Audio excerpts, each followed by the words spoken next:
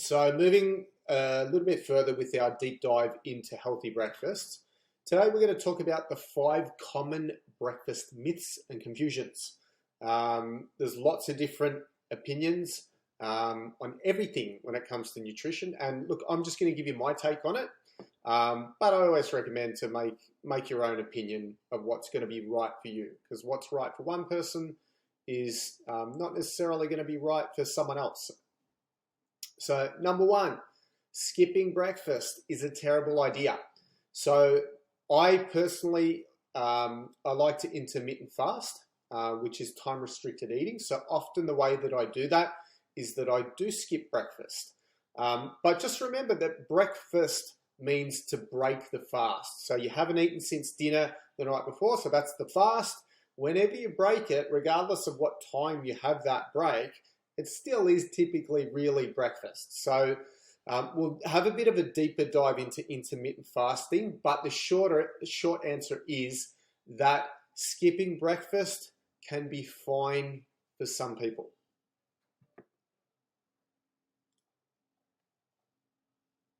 Number two, low-fat breakfast cereals help weight loss. How many times do we see commercials on television, or even just the packaging that, often they're aimed at, more mature ladies, where it's talking about bone health and calcium and also, fiber for digestive health, but often these low-fat breakfast cereals almost always are packed full of sugar. So the test is, does it taste good? Is it sweet? If so, then it's probably really high in sugar and is not good for weight loss, because it's going to affect your hormone balance and put you into more of a fat storage scenario rather than a fat burning storage scenario. Number three, eggs are evil. Eggs got a lot of bad rap a number of years ago when, there was the big low-fat sort of movement. Eggs are one of the healthiest foods that you can eat. They're packed full of nutrition. Of course, it matters where the egg comes from. Is it a factory farmed egg, or is it an egg from a chicken that's pasture raised, that eats little bugs and insects and gets sunshine and is healthy? But the short answer is eggs are fantastic. I wouldn't eat them every day, but I wouldn't eat anything every day. So they're a great food to have in the mix for breakfasts. Number four, you should eat a breakfast high in carbs.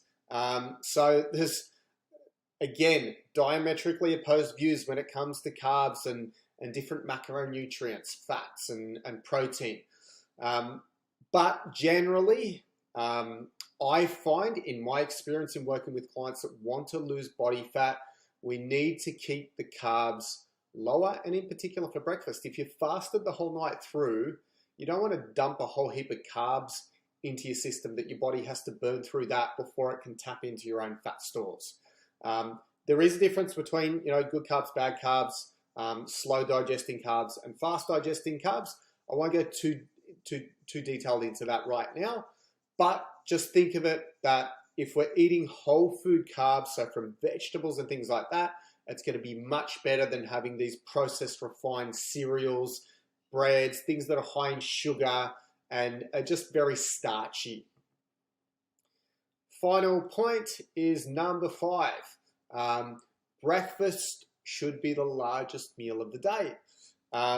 So I in part agree with this, in that I do believe that, dinner definitely shouldn't be a massive meal. It should be a bit lighter. And I guess, the theory comes from, if you're more active during the day, then you have a bigger breakfast. My only sort of qualm with this is that if you overeat at one meal, if you eat too much at any meal, doesn't matter whether it's breakfast, lunch, or dinner, it's going to put you, if you eat more than what you need at that current moment, then your body's going to go into a storage mode. So even if it's a really low carb meal and it's got lots of healthy fats and proteins, if it's to excess, you're still going to store that as fat, because your body's overflowing with what it needs at that current moment. So it's going to put it into fat storage for later use. So I definitely recommend eating an appropriate portion for use for yourself, your body size, your metabolism, and not overeating at any of your meals, but definitely not at breakfast.